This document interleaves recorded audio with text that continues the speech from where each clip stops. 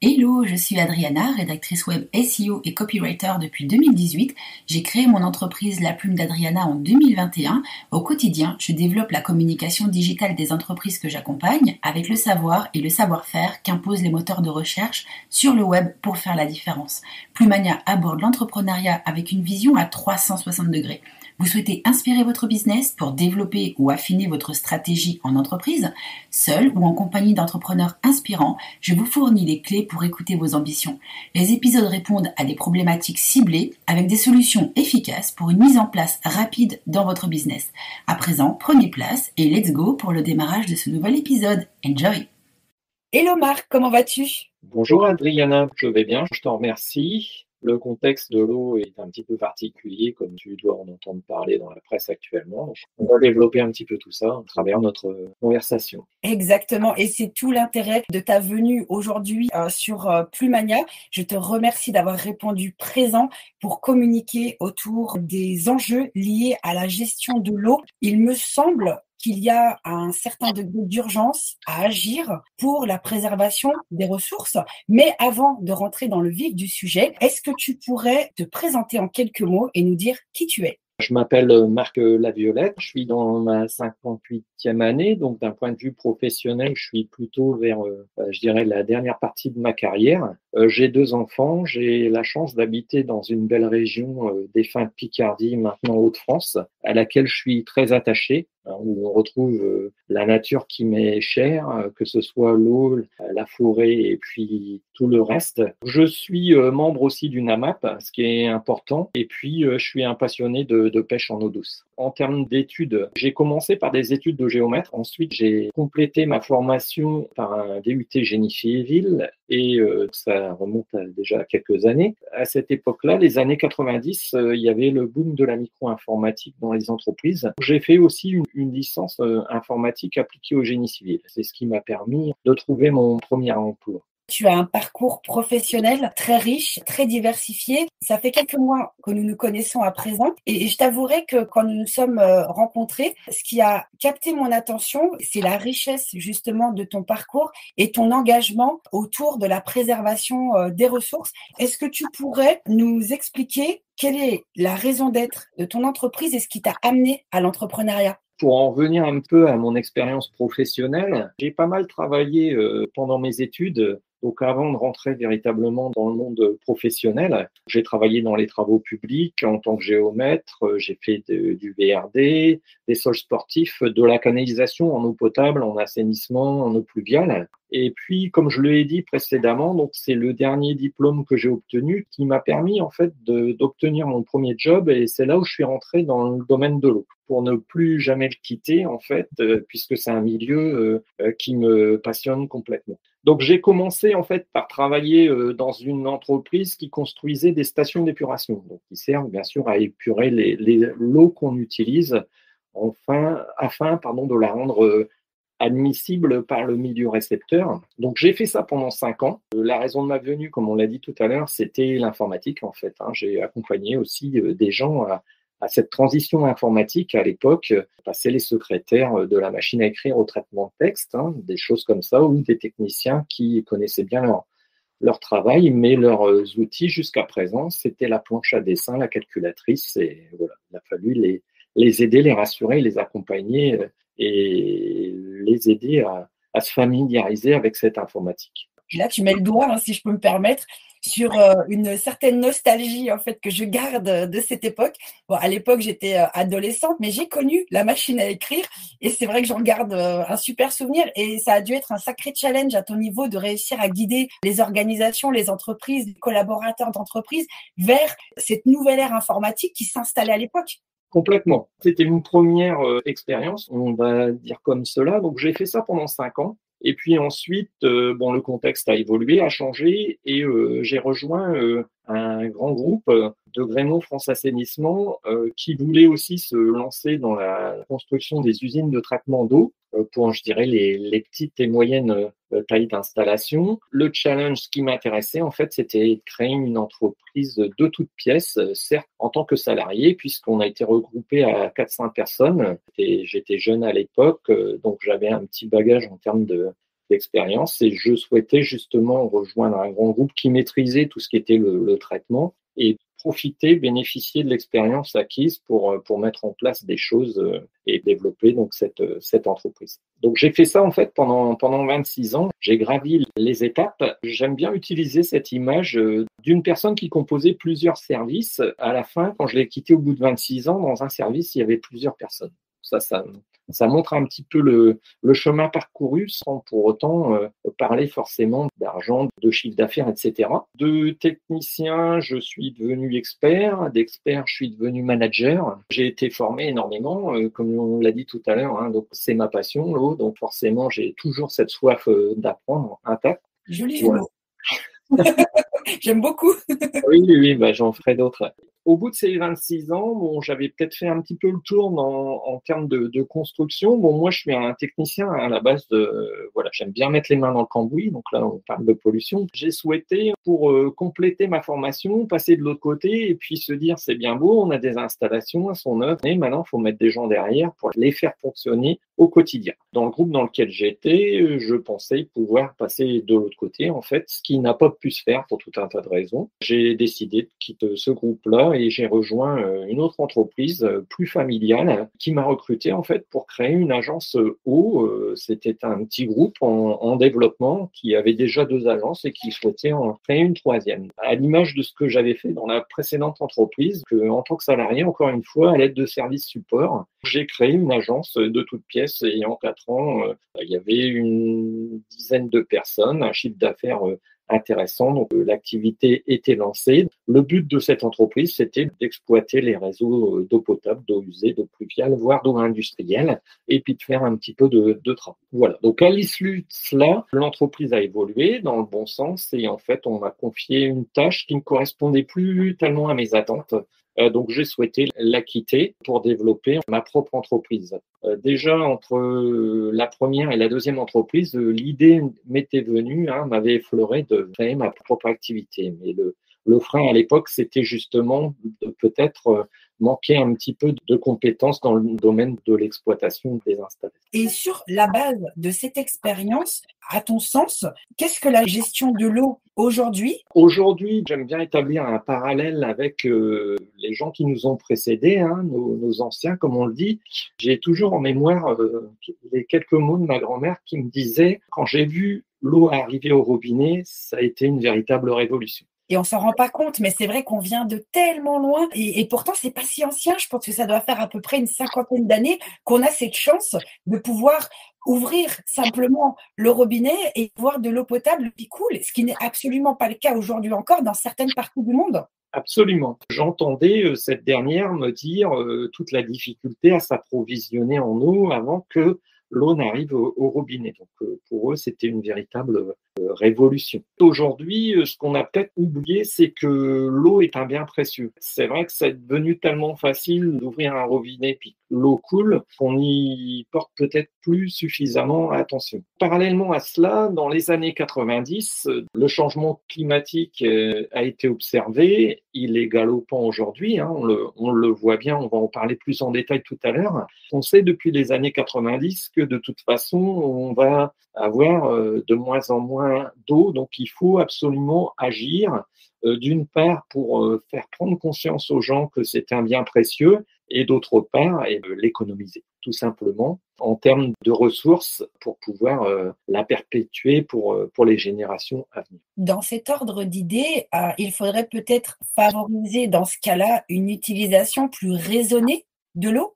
Complètement. En fait, aujourd'hui, l'eau, c'est quoi? C'est l'eau qui vient du ciel, qui tombe sur le sol, qui passe donc à travers l'atmosphère, qui peut déjà charger un peu en pollution, qui va s'infiltrer pour une partie dans le sol pour alimenter les nappes phréatiques dans lesquelles on puise pour fournir l'eau potable. Mais c'est aussi la canaliser via des surfaces imperméables, la mettre dans des tuyaux pour la rejeter directement dans les cours d'eau, ce qui n'est pas forcément une bonne chose. On le voit aujourd'hui avec l'évolution climatique, les tuyaux sont jamais assez grands.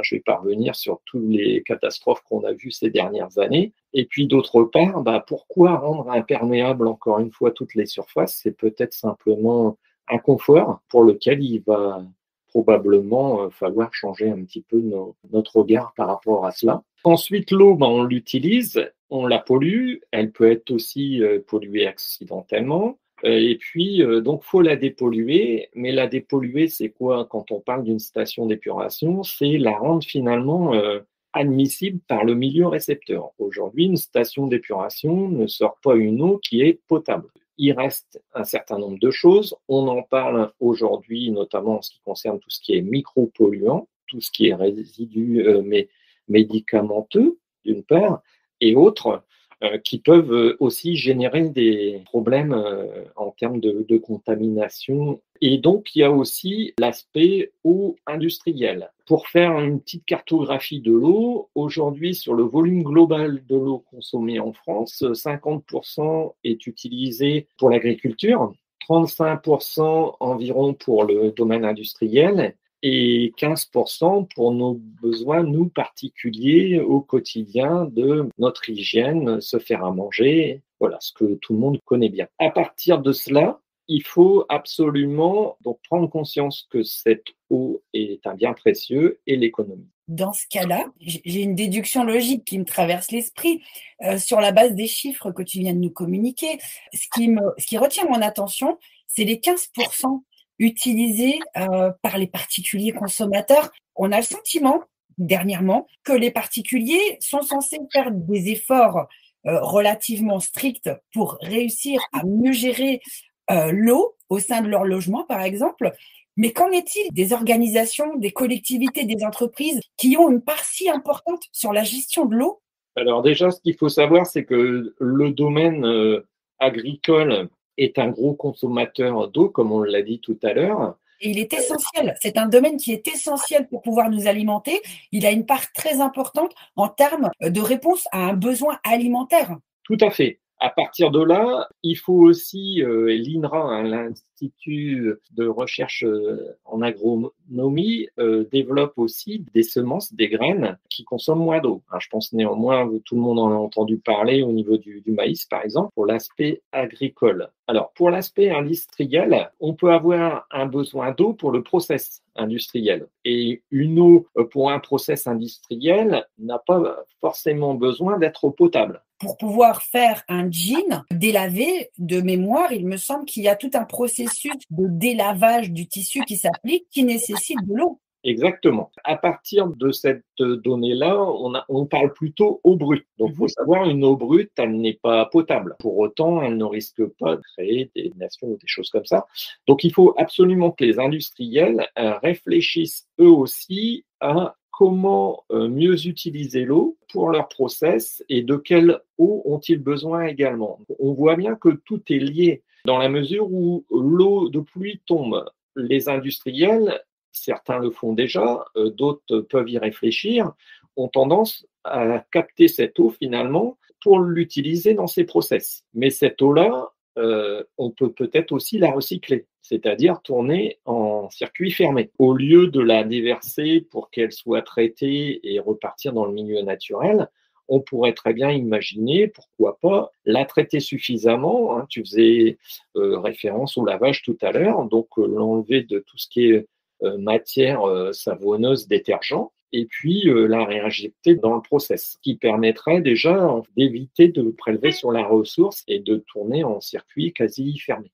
En termes de coût, est-ce que ce serait une action facilement accessible? Justement, quand on touche l'économie, il faut savoir qu'il y aura un effet pervers au fait qu'on va utiliser moins d'eau, c'est-à-dire que cette eau-là va coûter de plus en plus cher. Si je reviens sur pourquoi l'assainissement collectif, c'est un problème sanitaire. Au départ, on se souvient, Lutèce avec le caniveau au milieu de la rue, qui est le lieu où toutes les eaux usées se déversent. L'idée première qui a amené la première réglementation, c'est de dire on sort la pollution de la ville et on la traite au plus vite sur des volumes, puisque l'eau est souillée, sert à cette partie-là. Ça, c'est une première chose. Donc, ce qu'il faut savoir, c'est que on parle d'assiette, c'est un principe mutualistes, un peu comme tous ceux qu'on connaît dans notre économie actuelle, où plus il y aura d'eau, moins ça coûte cher en fait. Donc moins on va en utiliser, plus ça va coûter cher. Et puis la deuxième chose, c'est de toute façon, ça va être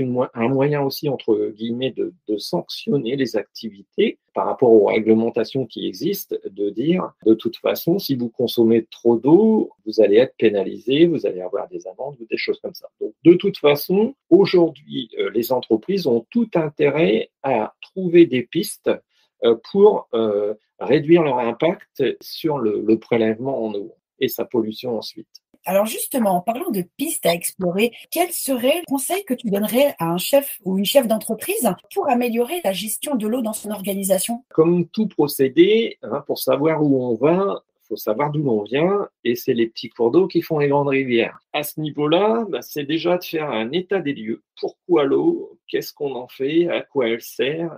Est-elle vraiment nécessaire? Et avoir une vue un petit peu décalée en se posant les bonnes questions. Est-ce qu'il n'y aurait pas un moyen de faire autrement? Est-ce qu'il n'y aurait pas des moyens d'en consommer moins? Etc., etc. Je pense que c'est déjà dans ce sens-là où un état des lieux. Il faut savoir qu'aujourd'hui, on ne connaît pas encore bien notre patrimoine en termes de distribution d'eau. On sait qu'il y a beaucoup de fuites, on en entend parler. Le réseau d'eau potable, tu l'as dit tout à l'heure, il date des années 60. Les canalisations étaient faites pour durer 50 ans. Aujourd'hui, elles en ont 70. Et forcément, elles sont plus si étanches que cela. Donc, on a une grosse perte qui est de l'ordre de 20%. C'est aussi de par la connaissance du patrimoine qu'on va pouvoir pallier à ce genre de problématiques. Parce que l'eau, on peut la perdre en route, soit par des fuites, soit par l'évaporation, toutes ces choses-là, en fait. Et c'est là où tu soulignes le degré d'urgence. Aujourd'hui, la nature nous fournit moins d'eau et en plus de ça, l'eau, entre guillemets, qu'elle nous fournit, on en perd une partie avant de pouvoir l'exploiter. Absolument. On est vraiment dans une situation qui était déjà en alerte l'été dernier avec l'épisode de sécheresse que l'on a connu.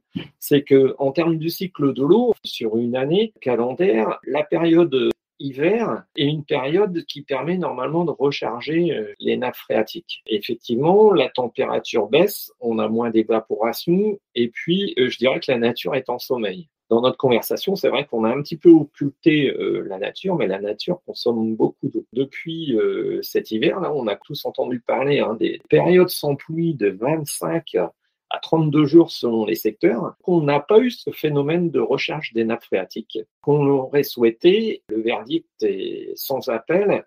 On est à l'aube du printemps, donc une montée de température et un démarrage de la nature qui va forcément prélever énormément d'eau et puis une montée de température qui va générer de l'évaporation. On va rentrer dans une période où de toute façon on ne rechargera pas les stocks. On va vers une sécheresse qui est très très inquiétante aujourd'hui. La situation, le contexte économique et je dirais social actuel laisse peut-être la problématique de l'eau un petit peu de côté, mais moi je n'arrête pas de sortir mon étendard de l'eau en disant attention, moi j'appréhende énormément les 6 mois à venir. C'est pour ça que je te remercie énormément pour ton intervention, parce que ton intervention aujourd'hui est un message fort que tu portes en disant attention. Et c'est un attention qui est justifié, légitime et réel. Complètement. On va vraiment vers une situation qu'on n'a jamais connue. J'établis encore une fois un parallèle avec les inondations. Quand j'étais dans le domaine de la construction, dès qu'il y avait des inondations, catastrophes,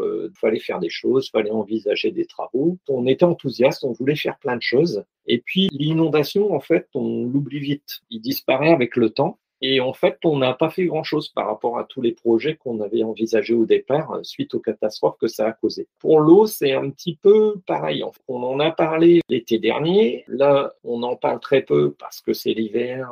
Mais en fait, on a un gros sujet. Il n'a pas plu. Et là, on va vers une situation très inquiétante. Et tu la confirmes. Et c'est là, en fait, où je pense que chacun et chacune, à notre niveau, on dispose du moyen de pouvoir agir de façon aussi infime que ce soit. Mais chaque action, à mon sens, compte aujourd'hui. Peut-être pas pour inverser la tendance, mais pour la minimiser. Inverser la tendance part de très loin. Les conséquences sont très graves. Mais est-ce qu'il est encore possible de freiner les effets dévastateurs de ce manque d'eau? Complètement. Il y a quand même des prises de conscience à tous les niveaux qui se font. Déjà, changement de paradigme, que les gens aillent vers une considération de l'eau, comme je l'ai déjà dit à multiples reprises, comme étant un bien précieux. Et puis des gestes, je dirais, simples au quotidien, comme on pourrait le faire pour d'autres choses aussi. Utiliser une eau qui a servi à laver les carottes pour arroser le jardin, hein, il n'y a aucun problème là-dessus. Bon, c'est sûr que l'eau qui provient des sanitaires ne pourra pas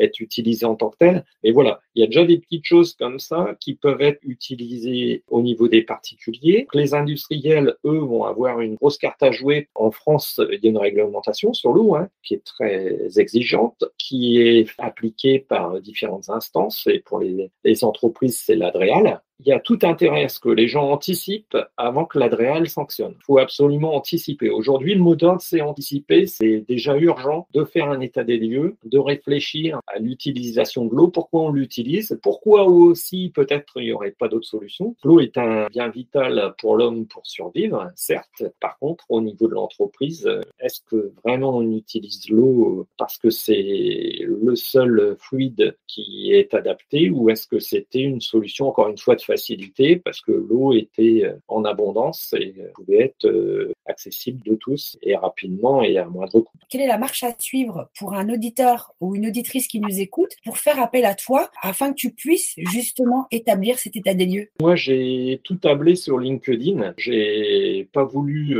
mettre en place un site dédié. J'ai ma page pro, bien sûr, mais via ma page perso. On peut me joindre sur LinkedIn.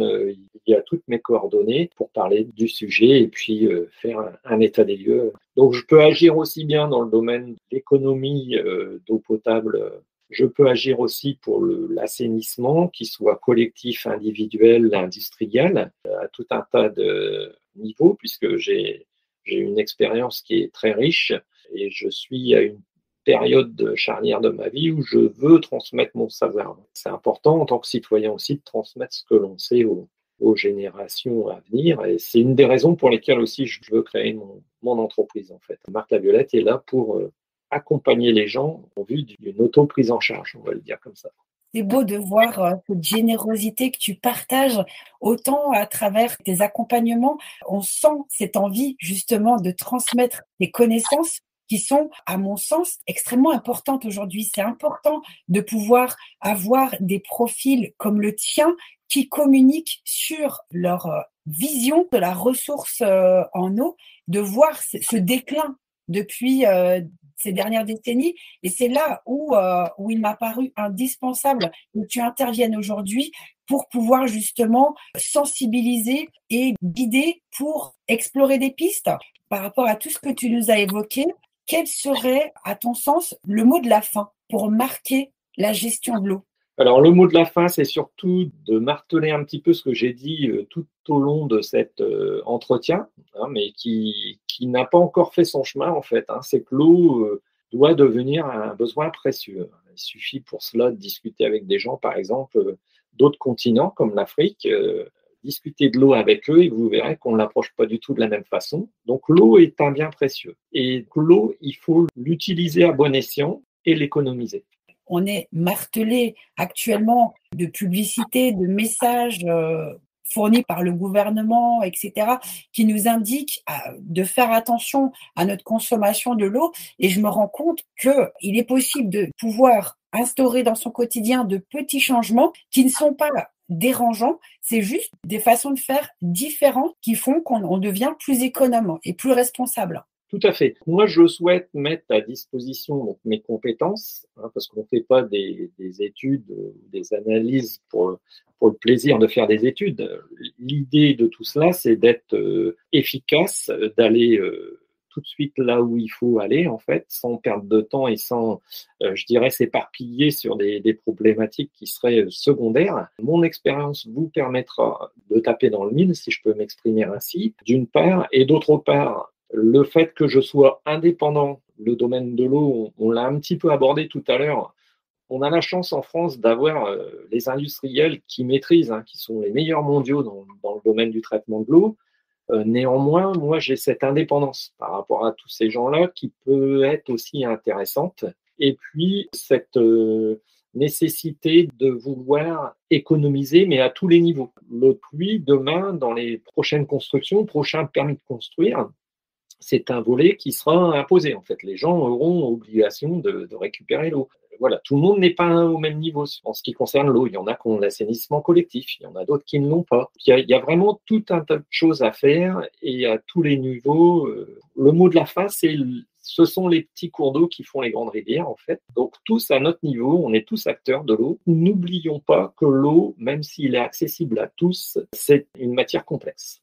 Et c'est pas parce qu'elle est accessible à tous qu'on sait tout sur l'eau et qu'on peut la maîtriser si facilement que cela. Je te rejoins totalement. C'est un monde de complexité. Et d'ailleurs, ça me fait penser à ton slogan qui est si évocateur de Saint-Exupéry.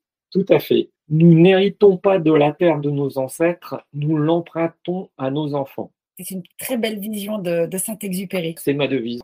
Et elle te ressemble. Elle est totalement adaptée à ton engagement pour l'eau. Complètement, oui. Je souhaite participer à cette transition écologique dont l'eau a une très grande place, bien sûr. Et effectivement, il était important de trouver quelque chose qui colle vraiment à tout cela. Et c'est la phrase que j'ai trouvée. C'est ce qui m'a captivée, pour en revenir à notre échange au tout début de l'enregistrement, c'est ce qui m'a captivée et qui m'a donné envie de porter ton message auprès de la communauté LinkedIn et au-delà. Tout à fait. Je te remercie, Adriana, pour m'avoir permis de participer à cet entretien. C'était un réel plaisir de t'avoir parmi nous aujourd'hui, Marc. Je te dis à très bientôt. Le plaisir est partagé. À bientôt.